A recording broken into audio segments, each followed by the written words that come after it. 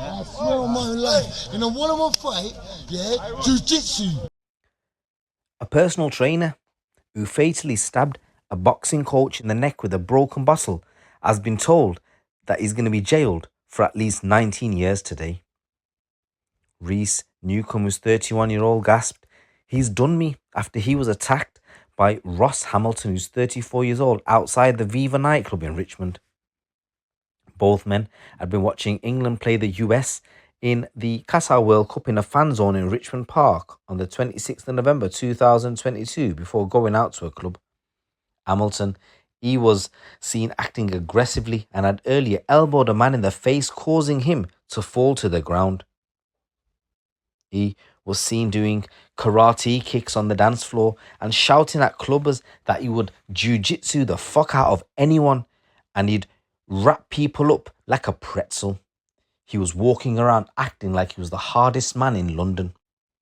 Hamilton had been drinking heavily and had taken coke and ecstasy before he killed the victim. Mr. Newcomb helped a number of former England footballers and other celebrities for charity boxing matches back in 2014. Hamilton denied murder and assault by beating but was convicted by an Old Bailey jury after 15 hours and 21 minutes of deliberation.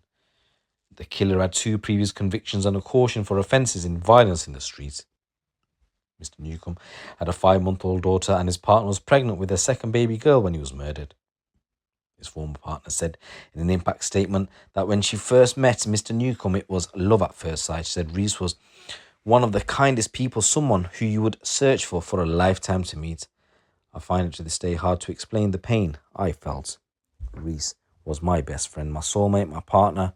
My girl's daddy was lovable, generous, honest and a beautiful person who's someone everyone warms to. As a family, we are broken. The loss of Reese is unexplainable. The pain is so raw, it's difficult to accept. And she addressed Hamilton saying, "You have stolen the chance of 2 girls knowing their dad."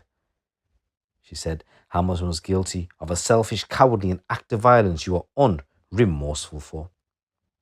Mr. Newcomb's father, who owns a couple of boxing gyms, said in an impact statement that when his son was murdered, his entire world came crashing down. He said, "The screams of Mr. Newcomb's mother when she was given the news of the stabbing will haunt me till my dying day.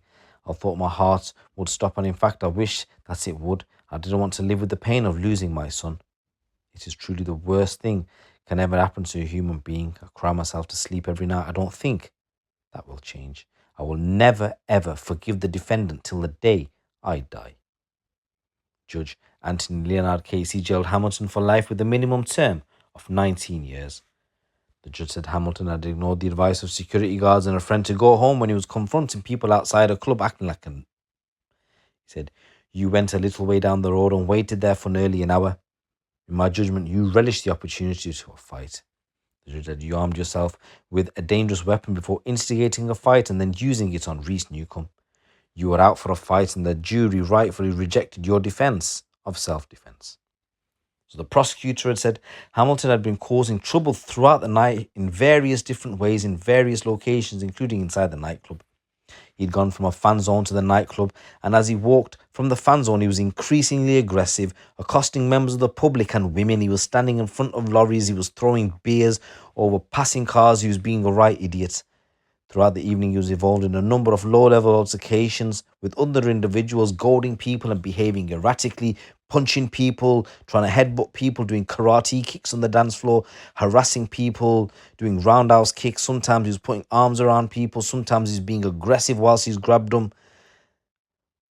We've all seen this kind of person on a night out. And then in the end of the night, when the nightclub closed and everyone spilled onto the street, instead of going home, he was hanging around outside, behaving in an erratic manner. He was standing in front of cars, standing in front of buses, not letting anything get past.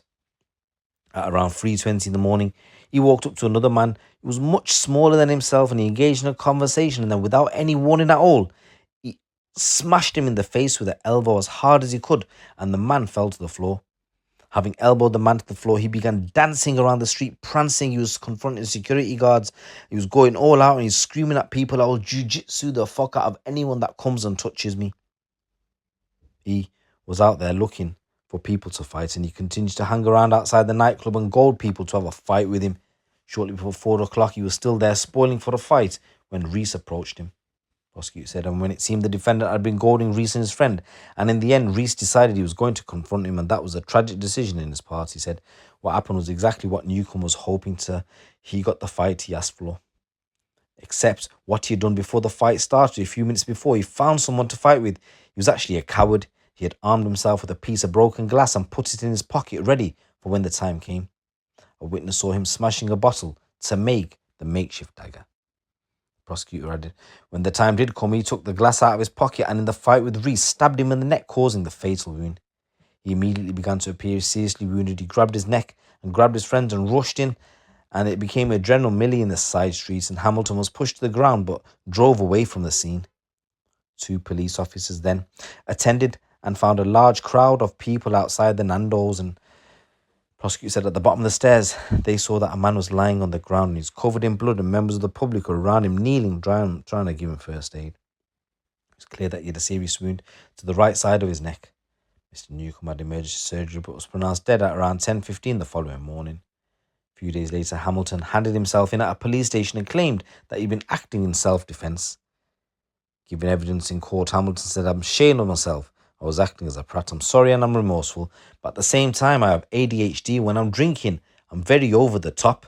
I can't stop fidgeting and moving my hands around. So obviously, if you know what the issue is, then control your drinking, fella. He said, I was just excitable. I'd taken some drugs that day, had a lot of drink. I was bouncing around like a Duracell bunny, just high energy. I was actually in a good mood, good spirits. I was having a good night. He claimed Mr. Newcomb approached him and said, fight me, fight me. You think you're a hard man. You smack my mate, fight me. He said, I knew Reese was a boxer. I didn't want to fight him. He said someone else then grabbed him on the back of the shirt and he tried to pull his beer bottle on the wall but fell and smashed. He said 10 to 20 people then came around the corner. He said, at this point, I knew an attack was imminent. I just grabbed a bottle from the floor and I started swinging. I don't know if it was broken at the time. I don't think it was. He was crying and he said, I never intended for anyone to lose their life. I was just trying to fight back. Jurors had heard how Hamilton had previously assaulted his girlfriend in 2020 by smacking her in the shoulder with a bottle and then whacking her in the stomach. He was also convicted of battering a taxi driver after he punched him twice in the head after an argument about a minimal fare. The defence barrister Bernard Richmond KC said murder is by its very nature an evil thing, but this is not an evil person. Hamilton denied but was convicted of murder and assault. So guys, this is a new story coming in where a personal trainer who killed a boxing coach by stabbing him in the neck with a broken bottle after watching an England World Cup match is jailed for 19 years. Once again, I just want to say rest in peace, Reese, and my condolences go out to your family.